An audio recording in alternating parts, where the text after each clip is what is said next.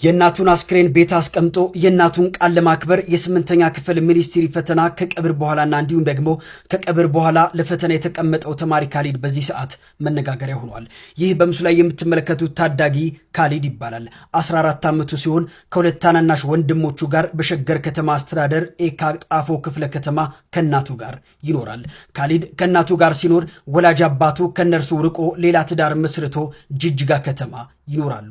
ካሊድ ሰሞኑን እናቱ ታመው በነበረበት ወቅት እኔ አንድ ነገር ብሆን ምንም ቢፈጠር የለፋህበትን ፈተና እንዳታቋርጥ ብለው ቃልም ያስገቡታል።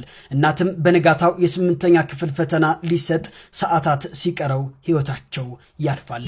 ካሊድ በእናቱ ሞት ከፍተኛ ሐዘን ቢሰማውም ለእናቱ የገባውን ቃል አክብሮ የእናቱን አስክሬን እቤት ጥሎ የጠዋት ፈተናውን ተፈተነ። ካሊድ ከሰዓት እናቱን አልቅሶ ቀብሮ ተመልሶ የከሰዓት ፈተናውንም ተፈተነ። የዚህ የ14 ዓመት ታዳጊ የህይወት ፈተና ብዙዎችን በሐዘን ማስለቀሱን ዳጉ ጆርናል ዘግቧል። በዚህ ጉዳይ እናንተስ ምን ትላላችሁ? ሐሳባችሁን አጋሩኝ።